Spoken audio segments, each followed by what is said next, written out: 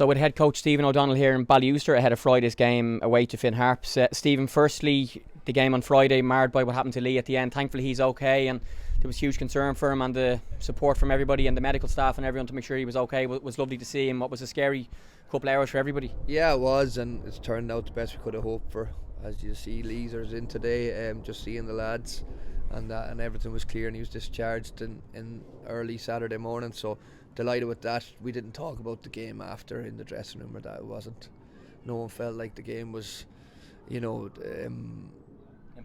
No importance whatsoever. It was based on the game and the result. When something like that happens, when one of your players and one of your teammates goes down like that, so in hindsight, you're happy a few days later maybe to get the 3 points, but on Friday and over the weekend, I don't think anyone was really too bothered. It was just all about Lee and making sure and hoping he was A1.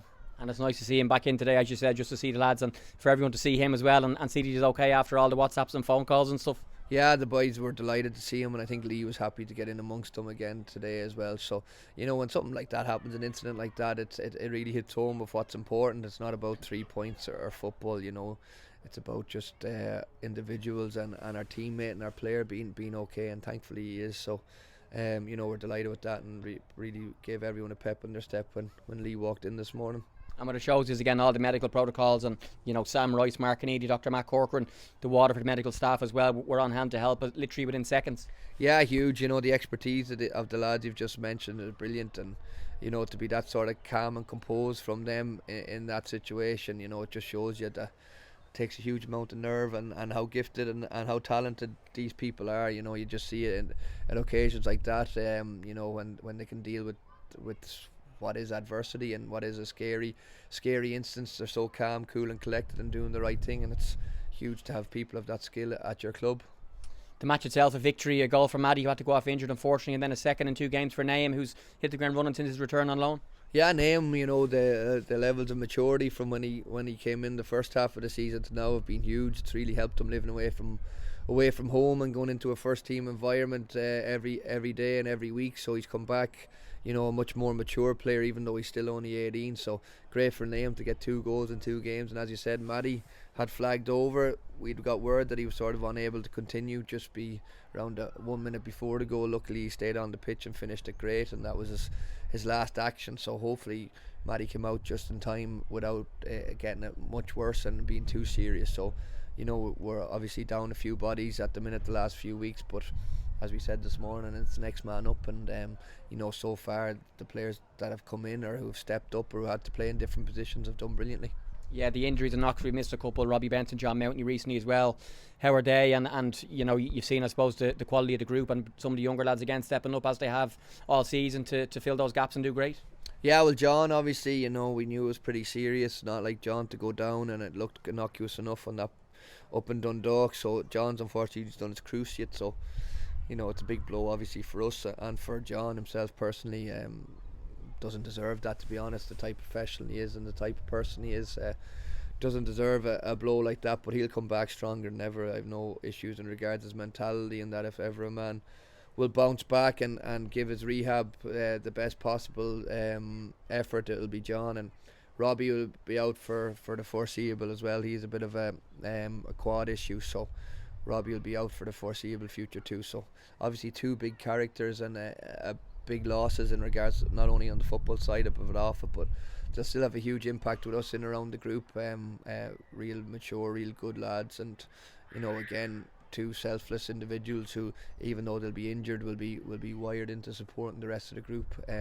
So that's huge as well. And people don't see the impact these type of boys have.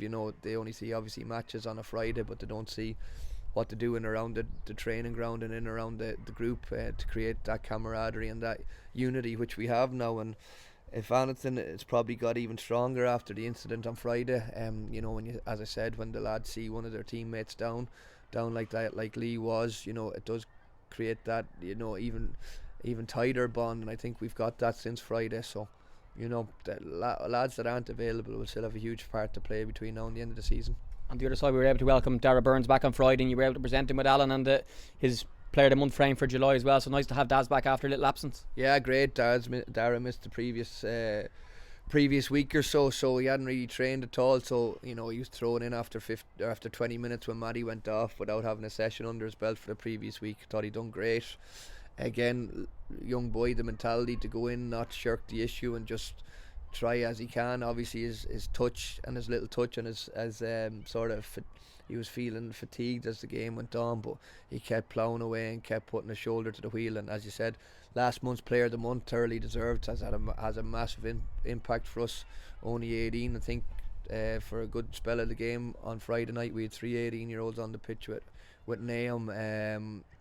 Benji, I think Daz has just turned 19. Yes, and I forgot his birthday last week on the social media as well. Yeah, he turned 19 too, so we had 2 18-year-olds and a newly turned 19-year-old on the pitch. So that's a third really of your outfield players. So it's great having the young boys in and the way they apply themselves. And we have a couple of others on the sort of conveyor belt that are training really well. And obviously you saw Sam as a 15-year-old, not the circumstances you wanted him to come on in, but still an unbelievable achievement and no mean feat by him to play any minutes at first team level in the Premier Division at 15 years of age. Yeah, Sam became our youngest ever league player at 15 years, and I think it's 255 days, just beat James Abanqua, who came on, of course, a couple of weeks previously as well. And lastly, Stephen, the challenges keep coming. Finn Harps away on Friday evening up in Ballybuffet. Yeah, always a tough place to go, and they've won their last 2 games, 2 away games, away to Sligo and away on Saturday to Longford, 3-0, very convincing win. So their confidence will be up. They went through a bit of a lean spell, but they've won their last 2 games, and as I said,